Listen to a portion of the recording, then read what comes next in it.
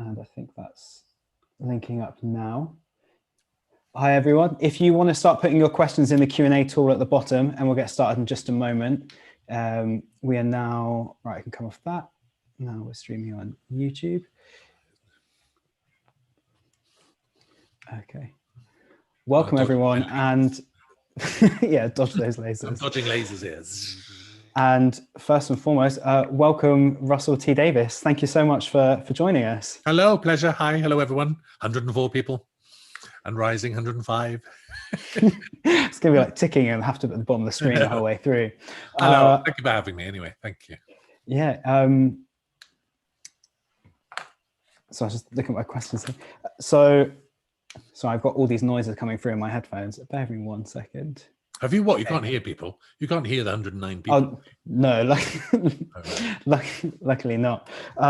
So yeah, welcome. We've got a lot of TV shows to delve into. If anyone's got questions, again, put them in the Q&A tab, not the chat tab, and we can get to those. I'm going to start off just by congratulating you on It's a Sin and how much of a phenomenon it's become. Were you surprised? Did you know you were working on something special when you were writing and filming? Shocked, beyond surprise. I'm supposed to come on to webinars like this and sound like I'm old and experienced and I know exactly how television works. And we're all shocked. I mean, it's a drama about AIDS on Channel 4.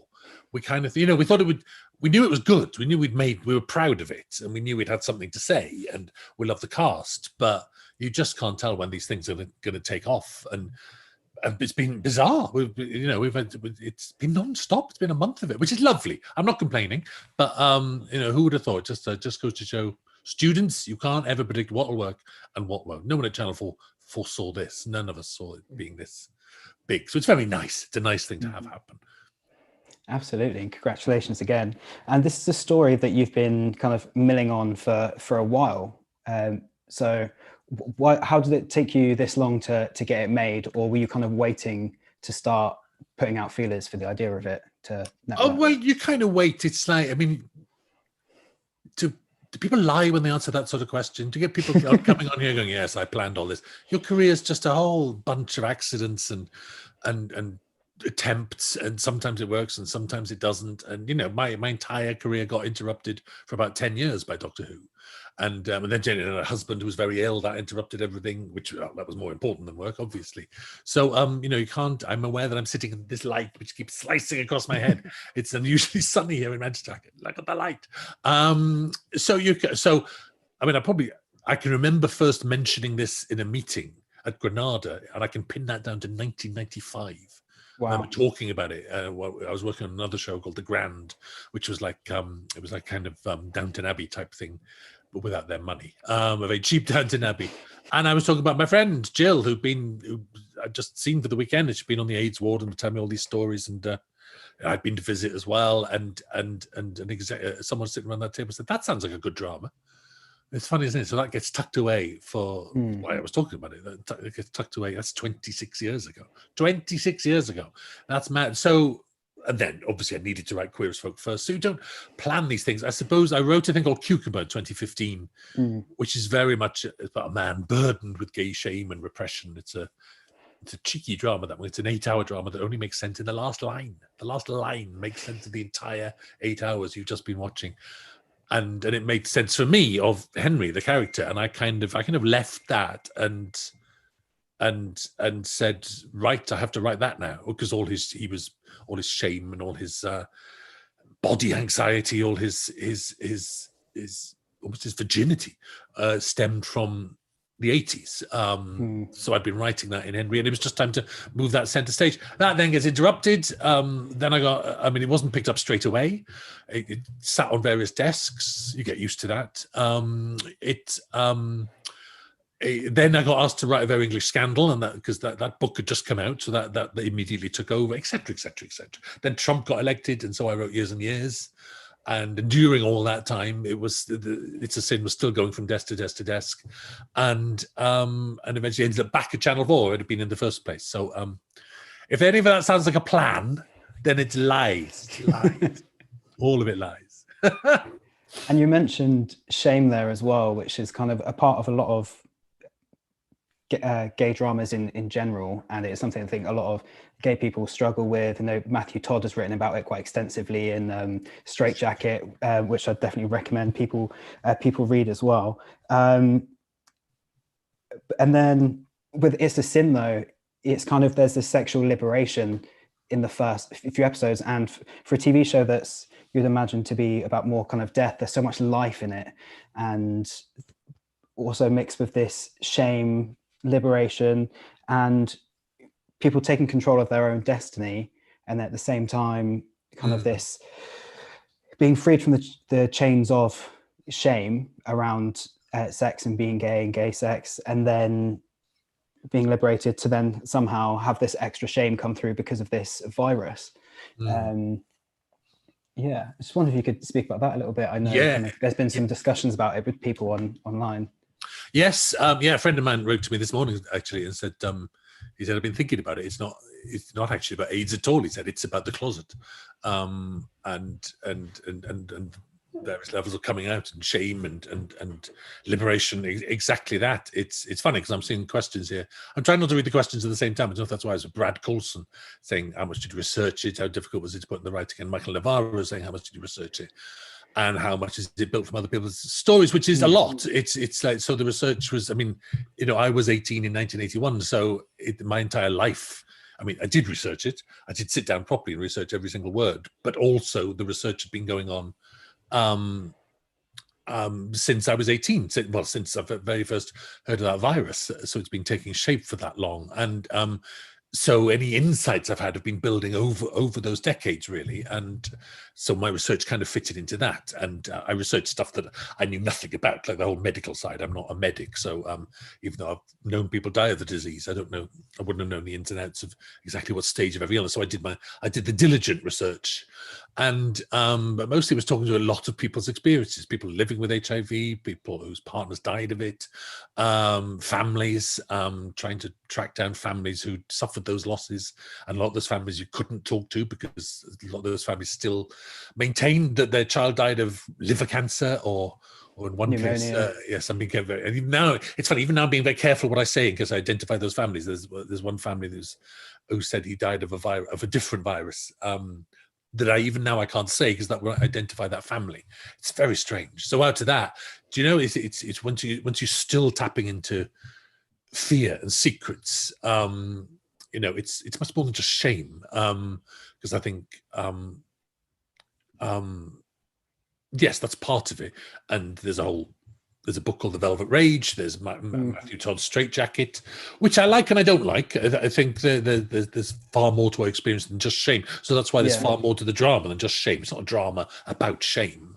It's some terrible, some harsh conclusions are reached at the end, but that's two wildly grieving women at the height of their passion, actually. So yeah, it's a rich area. I'm very much aware that someone could sit down and write an HIV or AIDS drama set in exactly the same period and come up with a completely different drama. There are many, many aspects to it. So hopefully this has opened that up. Many more voices to be heard. And honestly, I think you'll be sitting in some sort of seminar or webinar in 10 years' time with the next drama that says, a couple of years ago there was The Inheritance in the West End, which was really it's an amazing play. If you haven't seen that, you should try to read it. It's a really ferocious piece of work by Matthew Lopez. So that was only just a couple of years ago. Now you've got this comes along. So there would just be more. It was such a massive thing to happen in the gay community and the queer community and, well, the whole world, all of our communities, that there'll still be a lot to be said about it, I think, over the years to come, always.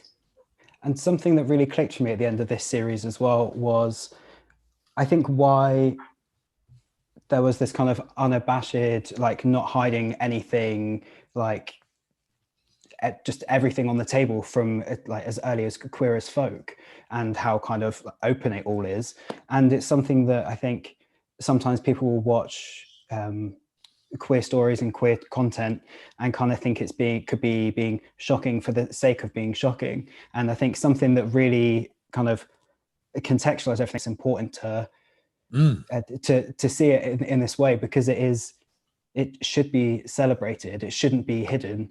And also it's life, isn't it? It is that. I do feel I mean, I've done a lot of it over 20 years. I've done a lot of gay Yeah. series and a lot of gay characters, you know, even if that's Captain Jack in Doctor Who. Mm. And I'm kind of, it's the thing I keep on saying is that revolutions have to keep on happening. You have to keep on doing it. And obviously it is better now. The world is better. And nonetheless, every single stage, every single introduction of these characters, I have to go through the same arguments every single time. Not just with the straight audience, with the gay audience, with the gay audience saying you're not representing enough queer voices. This is all too white. This is all too, from my point of view. It's like I get literally, there's literally a critic crops up every time I put something on air saying I am homophobic. Russell T Davies is homophobic, and it's like you sit there sighing, and you just have to do it every single time, and which is fine because I'm lucky and I get to make this stuff, and I'm speaking of a position of great privilege. But no straight writer has to go through that process, and I think if you're 21 years old and you're trying to get your stuff made, it's a massive pressure. You have to represent everyone. You have to get every single voice in there. You have to cover every aspect of the experience. No, you don't. You have to choose exactly which path you're choosing and tell that story well. And the pressure to be every voice and to not allow you to write voices that are not your own now is extraordinary. It's fine for me. It's not a pressure for me. I'm 57 years old. I've kind of beaten it away every single time, but I wouldn't like to be starting now. I think if you were 21 years old, I think those pressures of those critics and those online voices is enormous. Anyway.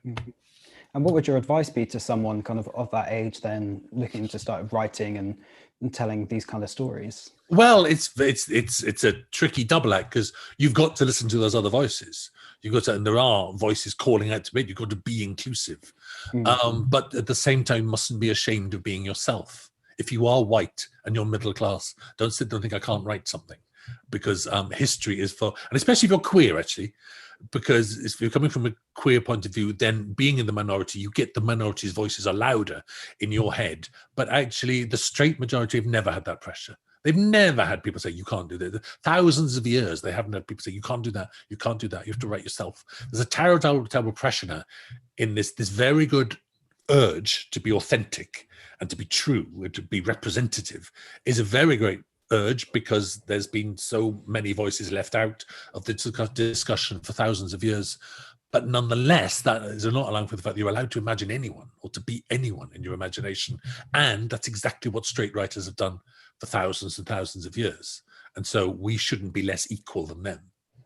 So somehow find your balancing act in there. I mean, you've just got to be, it's kind of arrogant being a writer. You have to find your arrogance, actually, because to be a writer means you've got to sit there going, I think the story's worth telling. I think other people want to see this story. Oh, the light is in the middle of my head now. And this is mad.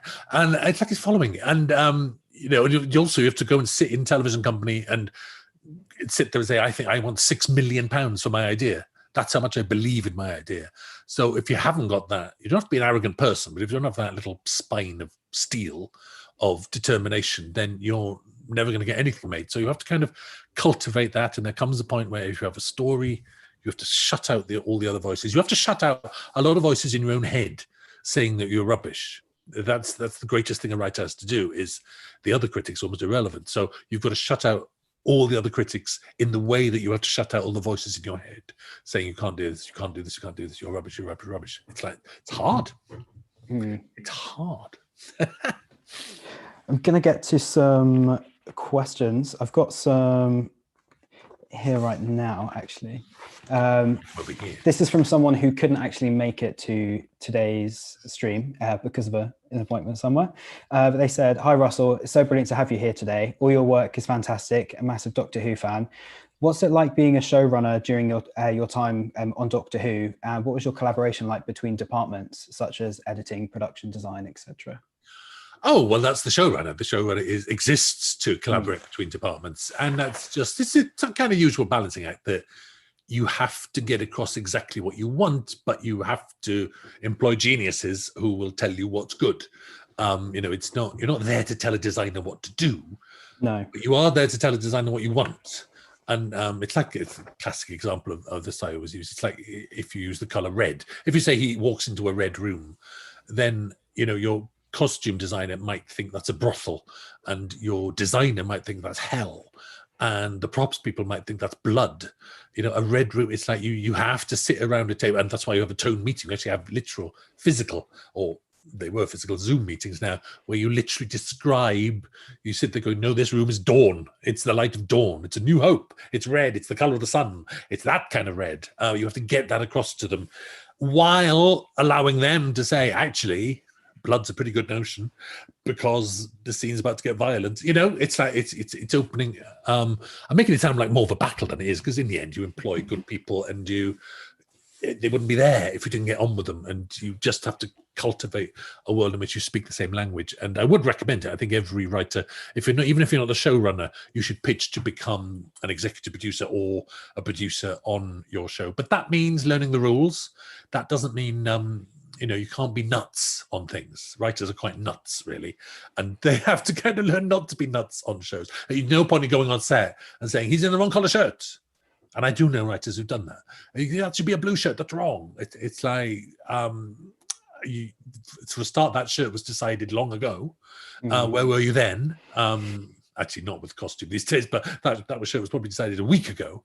And why weren't you part of that process? And why does it have to be blue, really? And you've employed someone brilliant to put them in clothes. But if you have got a great reason why it's blue, maybe that pays off in 2 episodes' time or something, then you should have communicated that earlier. So you do need...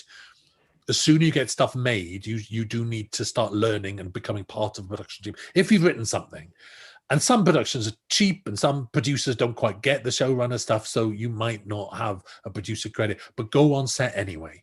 Go on set if you can. If you're having your first thing being shot, or even your 20th thing being shot, go on set, learn them. Don't get in the way. Don't stand there going, no. Don't talk to the actors and give them notes behind the director's back. You've got to learn the etiquette of it.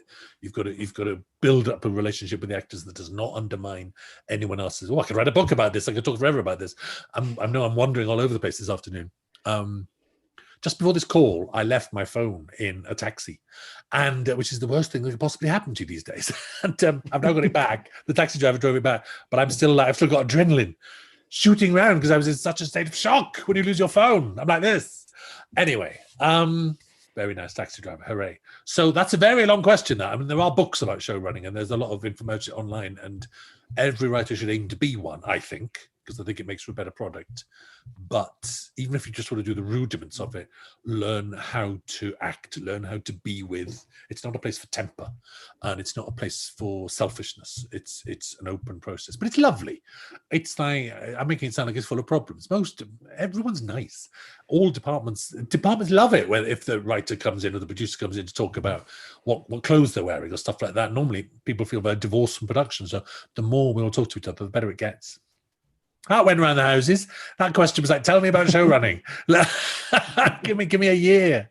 But good luck. It's absolutely worth doing. Really, really, really aim for it if you want to write and do that. It's a great thing to aim for. And a lot of people are very open to it now. And if you work with producers who are not open to it, go and find other producers. Actually, I do know someone who's just been through a terrible process with this on a very fine show.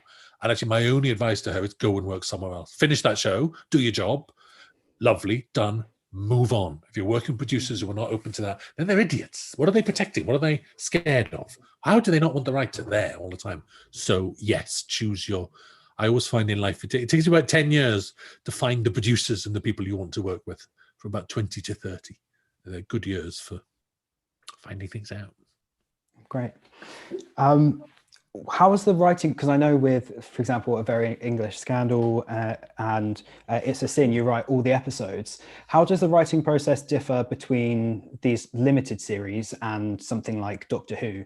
Do you work with a writer's room? I haven't. I didn't. I did do a writer's room. I went to America and did a year of Torchwood there.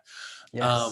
I prefer Doctor Who. I didn't do. They do a writer's room now. Chris Chiplin does a writer's room. I just worked one-on-one. I kind of mapped the whole series. I would plan every episode. You leave gaps for someone like Stephen Moffat. It's like, do what you want, Stephen Moffat.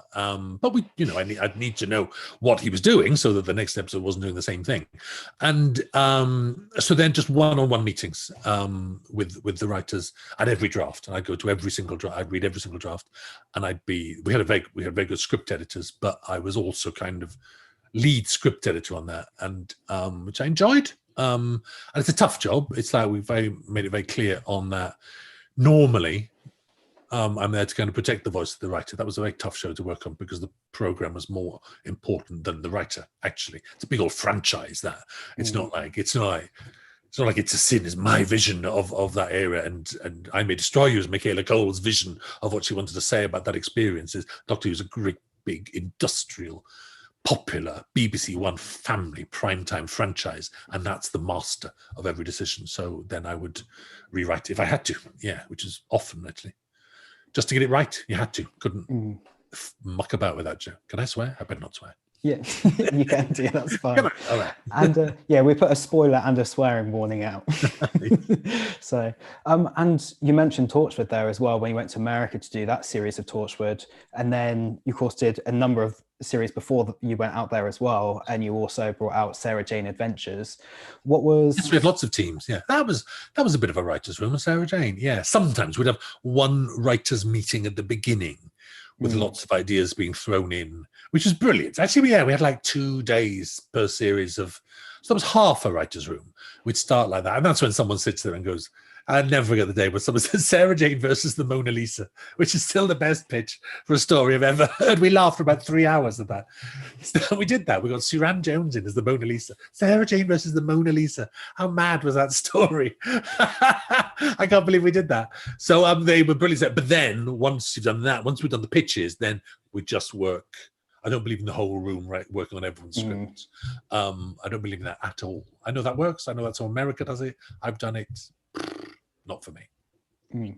And was the creation of Torchwood, obviously that was aimed at adults, but I know a lot of younger people like me at that age when it came out as well, they recognized the characters and the name that was introduced in series 2, and then also because of the more adult relationships and particularly like the queer themes running through it as well. Was that part of you? Did BBC approach you to develop something for like a more mature audience? Or was this kind of part of you wanting to tell kind of like queer stories, and at the same time your love for Doctor Who from? No, it was the BBC actually. It was a very hungry time, and it was before 2008 when everything started getting cut back. And I mean, making Doctor Who was quite enough work actually, but then they just wanted more. They just wanted, and also it was building up a base in Cardiff, a power base. Yes, Doctor Who was the first program to come out there. There was a very big push from Jane Tranter to make stuff from the regions, which I completely agree with. And and you are the Bournemouth Film School. It's like I've never lived in London. I've worked in Manchester and I've worked in Cardiff, and I'm passionate about stuff not coming out of London all the time. So it was a push. It was kind of. The success of Doctor Who was unprecedented, and no one had seen anything like it. So it took us all by surprise. We were a great team, and we were lucky that the head of drama, Jane Tranter at the time, loved us and loved the show and was delighted by its success. And that's when you've got to make hay while the sun shines. I very much believe that. You've got to grab success while it's there. So the opportunity was there. Plus, it was me and Julie Gardner, who was the head of drama at BBC Wales. There's no point we decided there's no point in having one successful show coming out of Wales, because if it had ended, imagine if Doctor would run for 3 or 4 years and then ended, it would have died. And we knew there was so much talent there, so many good crews, so many good people, that Doctor Who's only 9 months of the year in production. We just needed more. So it was a production base, and that was what happening on a very big level. That was moving to build a studio in the Bay. We actually built a studio in the Bay, which we finally got built when I left. So I never got the advantages of the studio in the Bay.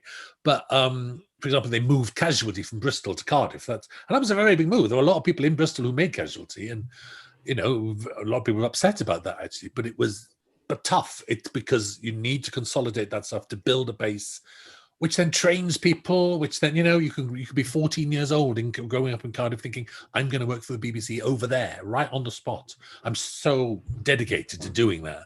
And so there's all those pressures at once. And it simply became, let's do a spin-off. And so you're not going to do a spin-off from Doctor Who that's the same. And Doctor Who is a very unique tone. So to do an adult show was kind of obvious. And then about 6 months later, Children's BBC came along saying, can we have the adventures of young Doctor Who? And I was like, no, we're not doing that. The young Doctor and Gallifrey, can you imagine how dreadful that would be? Oh, look, a portal. It just would have been absolutely awful. But I said, what you can do, by that stage, we'd used the character of Sarah Jane Smith from classic Doctor Who. We brought her into Doctor Who, which I loved. And literally, on the day we wrapped that story, I thought, oh my God, I'm going to bring her back every year. I love her. I love the actor who's sadly no longer with us. I love the whole idea. So I was already thinking we must do more of that. And then children's BBC said, can we have a show? And I was like, yes, you can have that. So we were just mad. So we ended up producing, I was working on 3 shows at once. And actually it was like 6 shows at once, because it was like also Doctor Who Confidential, Doctor Who Declassified, totally Doctor Who, and the Sarah Jane Alien Files, let alone we did online cartoons and stuff like that. It was the busiest time of my life. I will never be that busy ever again.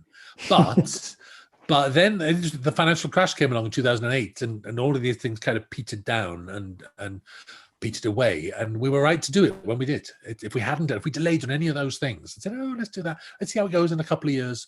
So, and it's not like I wasn't working down a mine. I wasn't working on a COVID ward. It's like, it was hard work, but I had my tea every night and I slept like a log every night. So it was kind of worth it. It was brilliant. Yeah. Happy days. Someone has asked, what is your favorite episode you've ever made of any show? Stop it. I can't answer. I love them all. I'm very proud of Cucumber, episode 6, actually. And I won a BAFTA for that one, for writing that one. And I kind of thought, good. Yeah. You're not supposed to think that when you win, but I thought, actually, yeah, I'll take that for that one. But I like them all. I like all. Stop it. You can't answer that. No. And you mentioned Cucumber there as well, links into this. My extra part on this question from Sol, who says, you write a lot of miniseries. Would you ever return to these characters and their worlds? And my tag-along to version of this is, why did you have to kill off Hazel? I'll never forgive you for that. I know. I brought up and killed her off in the same moment. I know. I'm so excited. Cheeky. No, I just like the only long-running thing I've done is Doctor Who. They're designed to run and run. Those shows are designed to be different with every story. And partly I'm a bit of a coward. So I think if these things die, then you'll never get a chance for a second series, and then all your hopes and dreams die with them. That's a horrible feeling.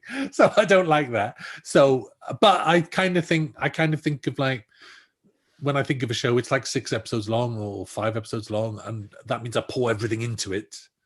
And I don't think so. A lot of series kind of suffer sometimes. They think, oh, we'll do that next year, and you never quite get to pay everything. You look at It's a Sin. It's a Sin. It's so concentrated. Yeah, I've genuinely said everything I've ever wanted to say about the experience there, and it's kind of worked. There's not one bit of me thinking, oh, hold that back.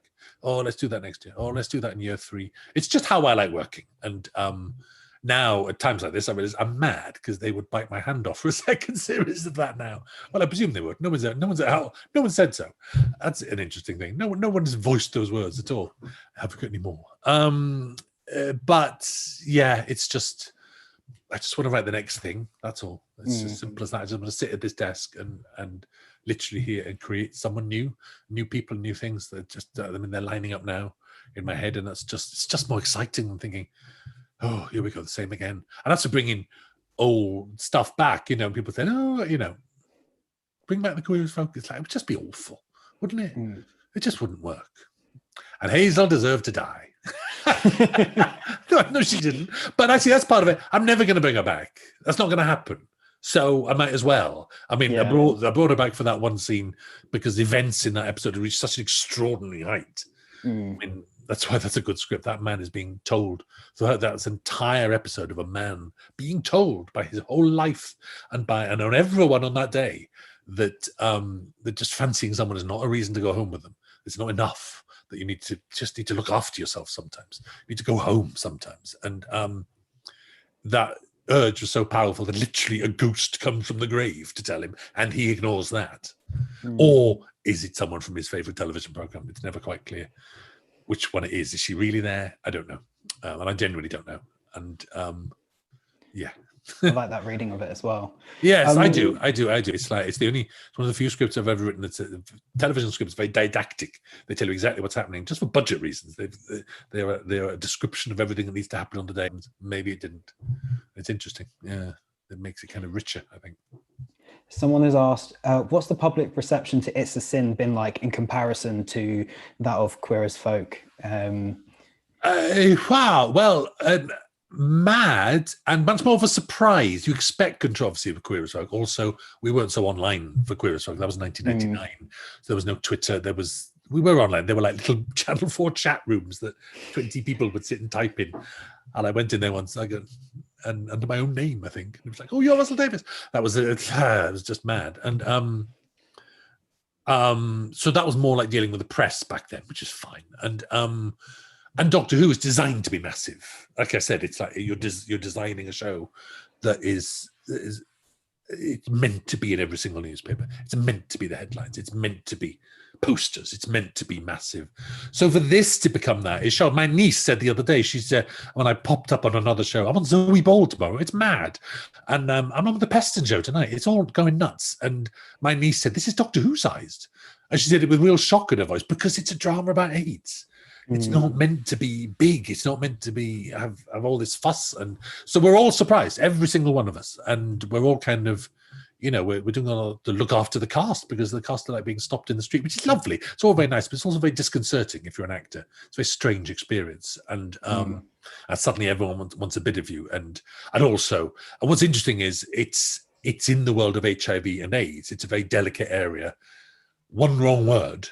And well, that's true of any show. I mean, one wrong word about Doctor Who. If anyone in 2000 had ever piped up and said, "I don't like John Pertwee," it would have been like, "No, don't!" You would have been murdered. You would have been massacred. So you not only have to ride with the lovely attention you're getting and the success of the show, you have to be aware that one wrong word will make headlines and genuinely upset people. And that's fine if it's a past Doctor. That's a joke. If it's something about HIV or AIDS, that's people living with HIV to this day. And many people, and and the work's still being done. The stigma still being fought. So it's not easy. You have to be very careful not to say the wrong thing. Which is odd. And it's a very hard thing to celebrate. You actually want to go, yeah, successful program like this. And then you have to go, lots of people died. You have to really kind of rein it in and say, this is a really tough subject to be celebratory about. So no, that's a long answer. We weren't expecting it at all. Not for a second. It's properly a shock. I don't think I'll ever see anything like this again. Yeah. Amazing. It's been amazing to see how much in the lead up to it and the following as well, how much Channel 4's really got behind it. And I mean, marketing was everywhere. I know of obviously in COVID times for the last year as well, there hasn't been much kind of marketing on like buses or bus stops and things like that, but it just seems to be, and online as well, just everywhere in January. Supported it completely. I mean, they did the same to Cucumber had posters. It was for us and they died a death. That show absolutely died. Interestingly, audiences on all four are now being pushed towards Cucumber once they've finished It's a Sin. Yes. And the figures for that are ratcheting up. That's suddenly, they're saying, oh, finally that's getting viewing figures, because that was a much tougher series, Cucumber. It was much tougher. It's a really hard thing to watch. It says hard things about gay life and queer life. And it's not a comfortable piece of viewing, which we knew from the start. So that was genuinely a hard sell as well. Who knows? Who knows what works? You never know. Then, if you try to write something popular, it'll die a death. That's the bizarre thing. God. We've had a few questions coming about you, how you write characters. And also I think something that you do amazingly well is relationships, friendships and romantic relationships as well. One that character and relationship that springs to mind for me is Celeste in Years and Years, played by Tinia Miller, who gorgeous. I love. And then since seeing her in Years and Years, she just seems to be everywhere. And then I rewatched, of course, Cucumber and Banana, and then she's there as well. And the relationship with the mother-in-law and how that changes over the series. I was like, it's so fantastic. So just wondering if you could speak a little bit about how you write characters and Yes. That's a great one scene about a ham sandwich. It sums up their whole life. It's interesting though, because I've been thinking about that, because people ask me that a lot. And I mean, I don't know what I do. I just sit here and I think of them. But I tell you what I do, which is that especially these past few shows as well, English Scandal, Years and Years, and It's a Sin have taken place over many years. Years and Years was 15 years. English Scandal was 20 years. This is 10 years. It's a Sin. So what I do, I always think a bit like I'm a drone. Those great big aerial shots you get, and there's someone's life, and you choose the most important moment that says a lot, that makes the character invest in the person. For example, It's a Sin. The very first scenes are Richie at home the night before he goes to university, when he's like the golden boy of his own family, and he's off to study law. And what I mean is, it's like that. There are a lot of choices. It's the choice. In the end, it's not what you write; it's what you don't write. And there's a lot of choices involved in that. That could have started with the postman arriving, the letter. Oh, come on, Richie, open it up. He opens it up. He's passed his A levels. Hooray! I mean, that's a nice scene. That's a genuinely good scene. And yet, you don't quite need it. It's like, it could have started with him, having a crush on someone in school, and maybe a fiddle in the gym or something, and then all secret and repressed but gleeful, and then don't tell mum, his first gay experience. That's what I'm saying. You've got a lot of choices where to start with Richie. It could have started at university, day one, walk into a lecture hall, oh my god, and he's all fresh-faced. That's a good start. All those things I'm suggesting are good starts. In fact, there's nothing wrong with any of those. This is you've gone straight, Lewis, to what it is to be a writer. It's the choices that you make, and that doesn't mean there's only one choice. Actually, that A level is a great start to a drama. I love that. Day one of university, that's a great start to it. His first fumble at 16, that's great. The school disco, that's all good. That all says a lot about Richie. But what I do, and I just have to trust my instincts, and I do have good instincts for this, is I just choose one that sums up everything. It's all in the scene that I chose. It's the night before going to university, and you've got to watch that bad dialogue. Once you choose that moment, you've got to treat your audience with respect and not say, well, you're off to university tomorrow, Richie. That's going to be exciting. Don't do those lines. If you listen to that opening scene, it's all buried in there. Oh, I'll do the packing. You're not going to be bloody Lord Chancellor, says his dad, because he's off to study law. You've got a lot of information being packed in there. But what you get is Richie, and then his mother says she'll paint his room, and so you see him hiding all his gay books that he's built up as a teenager. So you get his gayness, you get his family, you get the little prince, he's kind of like the golden boy, you get his dad being resentful of how clever he is, you get his mum being very kind of faithful and also a bit small-minded. It's no offense to her, but Valerie is essentially Isle of Wight small-minded, and you get this the Isle of Wight. So, no offense to the Isle of Wight, but you've got some distance. I chose the Isle of Wight because if you want to choose someone going from the suburbs to the big city, then make them cross water. Make it a bigger journey, make it kind of epic. It's kind of Greek myth. It's just bigger. You've got the ferry, you've got everything. So actually, I've chosen a moment in which all those things are being said, but you have to do the work. The audience has to do the work. Actually, there's not much exposition in that scene. I'm subtly kind of saying, and it is quite, you have to listen to realize, oh, he's off to university tomorrow. Oh, he's a bit cocky. The very first speech is him showing off about the law. He's kind of talking nonsense as well. It's like he's very young. He's an 18-year-old pontificating, and the camera's right on. It's perfectly directed. It's like he's going blah blah blah. I think this, I think that. So it's like the little bit, and his sister's there rolling her eyes like a younger sister would. So do you see what I mean? It's like you can go through every character like that. It's just choosing the moment that says the most about them, that isn't necessarily telling the audience all about them. They've got to do a bit of work. Not a lot. It's not a puzzle. You're not watching someone walking through a maze, but the audience has to do a bit of, you have to listen. And if you're sitting there clicking through your phone and half listening and stuff like that, then you're not going to quite get, you're going to miss the fact he's studying law, that he's off tomorrow. It's like, so it's just that. I think that's one of my, if I have a technique, it's for being that drone and then choosing the moment of saying, and all of these dramas skip years. They skip years. There's tons of these lives you don't see. Tons. There's so much of Richie's life and Jill's life and Colin's life and everyone's life that you don't see. But I'm just choosing those kind of succulent moments, just those moments that stink, that reach out, that echo, that resonate, that make you think, that involve you, thinking, oh, he's this person, he's that person. So that was a long answer. Does that make sense? Yeah. Absolutely. Yeah. And was that... lights gone. I'm not dodging the strange lights from my blinds anymore. That's a relief. Someone mentioned somewhere, I can't find it, but initially It's a Sin was supposed to be 8 episodes, and you cut it down to 5. Was that part of then choosing what to show and what not to show? It was nothing really. It's been slightly overstated, that. I mean, every series you ever pitched, you go, let's have 8, let's have 10. And if they said 8, I would have done 8. Exactly the same things would have happened, actually. And I think it's a shame there was always meant to be a 6th episode or a last episode that would have been set in the present day. and you would have seen where Jill is. You would have seen where HIV is now. Roscoe would have been in it as well. They wouldn't have seen each other for years. You know, those friends that just, in that version, Roscoe probably would have left in episode 4 or 5, just gone in a big temper. Bye, I'm gone. Never seen again. One of those friends that just goes in a big circle and comes back into your life. And actually, he would have become HIV positive in his 50s. That was going to be part of that story, part of that generation. And so it was, and it would have been Jill going back to the Isle of Wight after many years. After all, now she's never been back, and kind of going to uncover the truth about that family, because it's a very strange, very cryptic family, that, and there's a lot buried in there as to why they're so homophobic and hostile and cold. And of course, I think Valerie would have died of old age by then, and but the sister would have been like, anyway. So there's that never got written, but I don't miss it. I don't miss having to. I wasn't looking forward to casting Lydia West in her 50s. I think that would have been unenviable.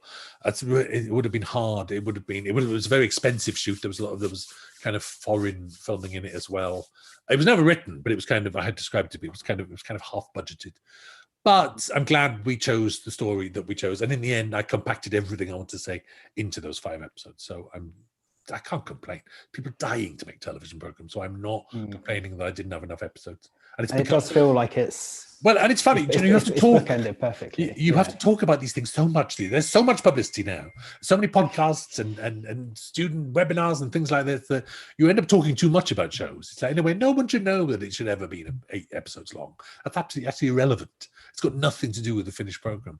And all programs throughout history have been through some sort of editing or compromise or whatever like that. So it's not that important. Ethan has asked, your comments on queer authenticity have inspired my dissertation. I'd love to hear more on your thoughts on casting queer people to bring nuance and truth to queer narratives over straight washing. Yes, straight washing. I didn't say it was straight washing. No, that wasn't a quote. I was quoting the question. No.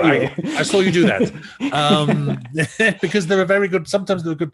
All I'm saying is what I do. I'm not saying people who do otherwise are straight washing, but maybe I am slightly.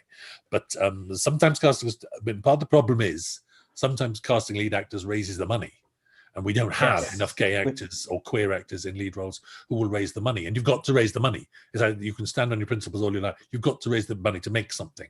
So it's not always straight washing. Sometimes really good people have to make genuine decisions that are saying, look, let's do this. Because otherwise it won't get made. There's no point then, is there? But, God, it's a long argument, but honestly, if you do a good search online, you'll find me saying this 27 times. But right now, it's what I believe. And I sincerely, I said all this before It's a Sin went out, and straight commentators lined up to go, me, like that. And then we went on air, and actually, I think everyone went, oh, I get what you mean. Actually, I think it rises off the show. I think there's a light, and there's a smoke, and there's an energy to it that I think it's lovely. I'm really proud of it. And I don't blame any actor for that. Listen, my house is built on straight actors playing gay parts. That was the queerest folk experience. That was been a lot of Vincent Franklin, who was the lead in Cucumber. He's a lovely, brilliant straight actor. And, I profited off these people. I've literally but what I mean is their work has led to this. Hugh Grant as Jeremy Thorpe, who's actually, you could say, a bisexual man, actually, Jeremy Thorpe, not Hugh Grant, before you see a headline. As a man who married, had children, and, always called gay, which is curious to me that he's far more to his sexuality than we just obviously discuss. Anyway, so all of those people have led me to a point of freedom and to a point of success where I'm able to sort of say, for now, we're now in 2021, let's try doing this. And I have 27,000 million gay actors in my ear saying, we can't get seen, we can't get seen, we can't get seen. And then everyone says, if you're sitting out there and you're an idiot and you're going, does that mean that gay people can't play straight parts like that? Then you're an idiot. Go and have a word with yourself. Because that's it, that people discuss gay parts and straight parts like it's 50-50, like it's a seesaw.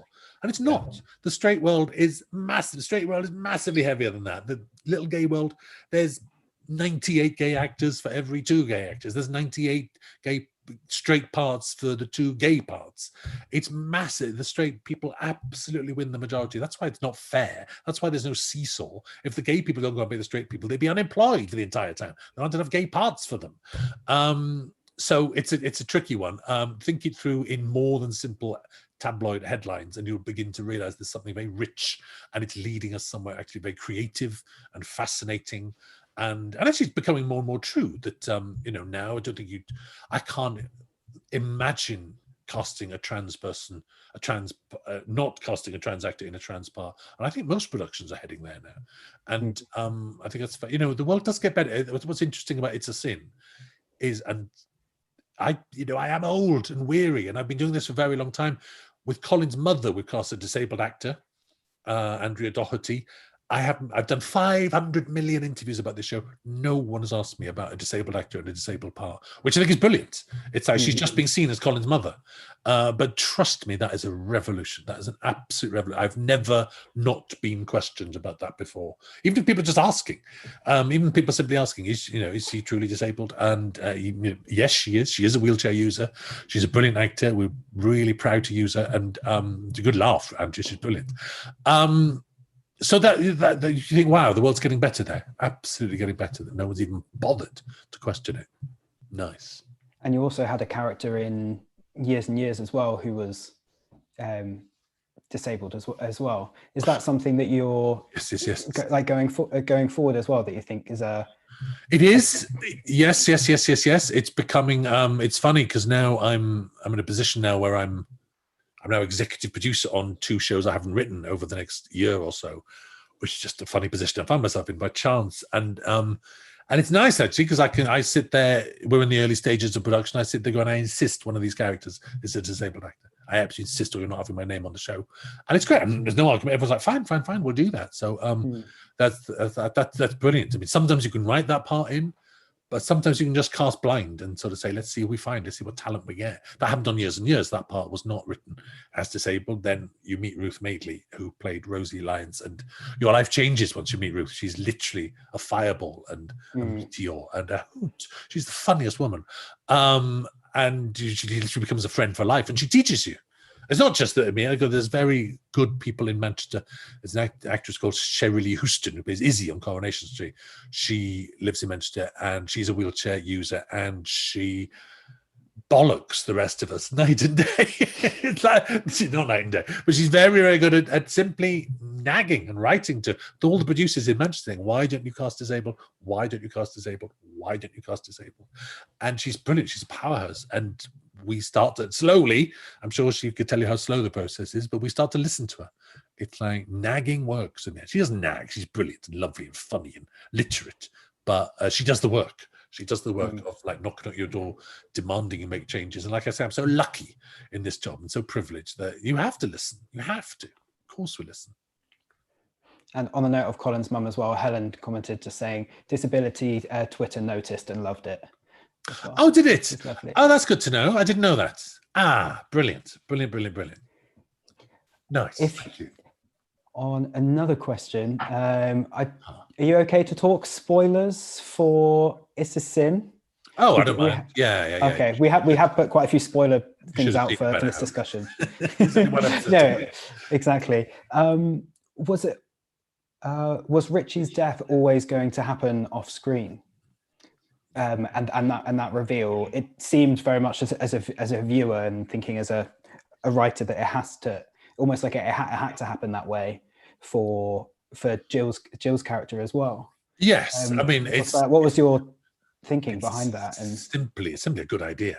And actually, it's not just a good idea on the spot. It's like all 5 hours of building up to that, all 5 hours of showing you that character in all his complexity, all his joy, and all his madness, and his selfishness, and his destructive behavior, and his redemption, his ballet. They're all building up to the fact that you miss his death. That's the point. The point is written. The whole show is written with the emotion of missing the people who are lost. People we loved were boys, and women died of AIDS. The people who we miss. Of recreating that feeling of loving them and missing them. So to miss his death, we actually miss everyone's death. I was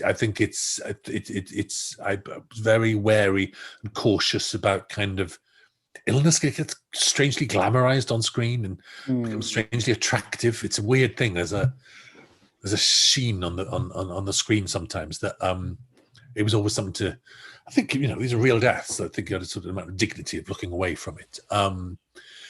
So that is, but it's. I look at that episode. It's like it's the most well-placed advert break you will ever see, because it's just before you're told that, and when it's the third advert break, you kind of relax.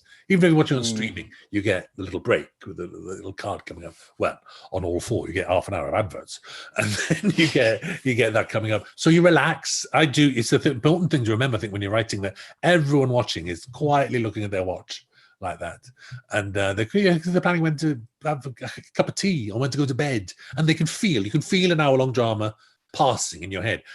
I always go into films, and my first question is, how long is this? Just so you can feel, is it 2 hours or 3 hours? Bloody 3-hour films these days. But so you can feel when you're heading towards an ending. And even if you don't know how long something's going to be, you can feel a third act coming on its way. So that whole episode is a bunch of tricks and deception, so that you get a montage 10 minutes before the end of time passing in that B&B with Jill making her phone calls. You don't get a montage in the last 10 minutes of 5-hour drama. That's completely to mislead you into thinking everything's going to be okay. And then you get an advert break, and the advert break hides the fact that a day has passed. And it's all a piece of structure. It's all good writing, actually, to be honest. It's clever.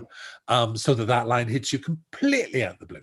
When I wrote that, I made sure that the line saying he died yesterday was at the top of a page, so you get it on the page turn, even though most people read scripts online now. But a lot of people have hard copies. You get a hard copy to read through, and there's a lot of people turn the page and go, bang, that line at the top of the page. I literally paste out the drama and the dialogue and the stage direction so it'll hit you there, because it's not just a trick in that scene. It's the whole 5 hours are heading towards that. The fact you're robbed of him. Yeah. I remember watching it, and it just kind of, I gasped. It took my breath away. It was like a gut punch, and then just kind of that shock, and then straight away you're. Yeah, it's amazing. Yes. It's Steve Moffat, I think, said he didn't believe it. He thought she was kind of joking. Not joking. He thought she was doing it on purpose. And so he try and get her to leave. Yes, he spent a good minute going, oh, catching up and going, oh my God, this is real. Like, I love that. That was a nice reaction. Yeah, it's going back to what I said, it's a tough subject matter. It's about HIV and AIDS, and it's about the deaths of young people. It's really hard. It's my job to make this as dramatic and as entertaining as possible. It's hard to use the word entertaining there. I'm aware of how dangerous that word is, but it's my job. I'm paid to do this, and I'm paid if everyone's talking about it online, and if people are saying, "Oh my God, you've got to watch that episode because there's a great big shock in it," then it's working. The audiences are coming to it and they are watching it, and that word of mouth is spreading. So that's my job, is to tell stories well like that, and that means thinking up the tricks and thinking up the devices that'll bring things to life. So, hopefully it works. And something at the end of the series that a friend of mine pointed out to me that I didn't even notice until she pointed it out, and I think that's because of my race and being white and viewing stories in a different way, was that none of the characters of color die. Yes. Was that a conscious decision? It partly, yes, I suppose. Yes, they always die, and so I was thinking, yes, there's that very clear moment where they all get their HIV tests right to the midway show point of episode 3, halfway through the show, and that's when Roscoe's given the all clear. That's when Ash is given the all clear, and I obviously I know that you don't just have one HIV test in life, and I don't think their sex lives. It's not literally saying they're free, but dramatically that is saying, actually, yes, they are HIV negative for the rest of this show. And yeah, I think there's a kind of point to that in when you have 2,000 years of all the black characters dying first, all the gay, I'm very much aware that also the gay characters die first, and I've killed an awful lot of them, but I think I've done it, I think I've done it well. I haven't done it as subplots. I've done them judiciously, I hope. Yeah. And someone's asked a question here, is anonymous attendee, has asked, have you ever considered doing a show similar to Schitt's Creek, where a queer story takes place in a world where homophobia doesn't exist? Which is, that's a sitcom, so it is different, but I love Schitt's Creek. Yeah. I suppose it's like, I think, has anyone ever said anything homophobic to Captain Jack in all of his appearances ever? I think he kind of lives in a gay happy world. I don't say gay friendly. Fuck off friendly. It's like, has anyone ever said anything to him? They take the piss out of him. Gwen will take the piss out of him, or whatever. But he's had wives and grandchildren and lovers and dead lovers. Has anyone ever?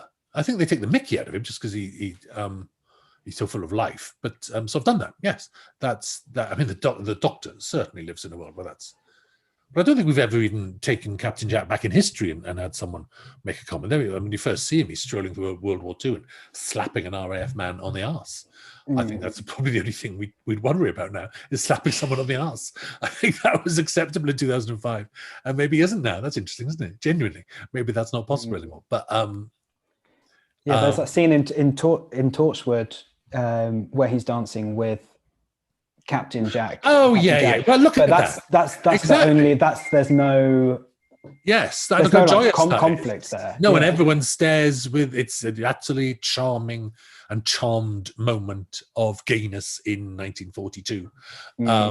That's it's not breaking all the rules. There are very well documented stories about the Blitz and about times like that in wartime when life is right on the edge, about how open men could be. Actually, that wasn't without precedent, that story. We were kind of acknowledging those stories of actually there were places in which you'd see a man dance with a man and a woman dance with a woman in wartime. There were. Anyway, but yes, even then, yeah, no one throws a stone at them, do they? So yes, questioner, yes, happily. Good answer. That is, you're essentially describing the world of Doctor Who. Yeah. A couple of very quick questions. Just I know we'll have to go at 59. I'm so sorry. That's okay. I love this, don't it? Biggest question of all, what's your favorite Pet Shop Boys song? That's from Alex. Oh, what do you think I'm going to say? I'm going to say it's just actually, I like Go West. I think Go West is nuts. Me and my friend once drove through France. My friend Tony Wood drove through France singing Go West for whole summer. I like that one. No, is that the Pet Shop Boys? Is that the Pet Shop Boys? Or is that the Village People? Who sings Go West? Anyway. I'm not sure. I think all the other questions, to be fair, are bigger kind of questions. So we will do them all. It'd be very nice. Thank you. Do you have a cast in mind and write for them? No, I don't. Although it says Saul Bash. Good name, Saul Bash. No, otherwise I think you write for the people and you limit yourself. So no, I write it first and then anonymous attendees says, do you leave writing deadlines till the last minute in a writer's tale? That seems to happen a lot on your work for Doctor Who. No, that was only Doctor Who because the workload was so massive. That 3 shows at once. It was absolutely massive. So, and even then, I always deliver on time. Excuse me, always deliver on time. If any writers out there, never mind all the advice and all the talk about structure and character and journeys and A arcs and B arcs, stuff like that, just deliver on time. They will love you. They expect it. It's your job, actually. It's what you're being paid for. Let me just say that. And don't bother with all that creative. Oh, my head's just so creative. I need another week. Please, don't toughen up. Get with the job. Get real. You're being paid to deliver something. If the man putting up your shelves didn't deliver the shelves on time, you're furious with him. If the man fixing your boiler doesn't fix it on time, you're furious with him. It's like, deliver the script on time. That's become like my closing message, Lewis. I don't know where that came from. What a lovely left on that. I speak. I'm like Evita Peron, speaking to the people, saying, deliver your scripts on time. It's important. I've not done that before. It's an important bit of advice, and people kind of ignore it slightly. Deliver. And talking about being on time, you've got to go for an interview. Good luck with the US launch on HBO Max for tomorrow. Thank you. And congratulations on everything. We can't wait to see what you do next. You've been lovely, Lewis with the best, clearest camera I've ever seen. Bournemouth School, listen to this man about his cameras because this is the clearest zoom ever. I'll do a dedicated Q&A just for that. It is. Everyone's saying thank you very much, Russell. Oh, thank you. My pleasure. Sorry I couldn't deal with more questions. I should have allowed. Look, what's your collaboration with Murray Gold? Says Tom D. Haynes. Lovely. I love him. He's my mate. And we just trust each other completely. There we go. Marvellous. I'll go now. Perfect. Thank you very much. Thank you, Lewis. Thank you, everyone. Sorry to run at the end, but thank you. And I'm sorry I was all frazzled at the beginning because I'd lost my phone. But yes, No worries at all. that's something.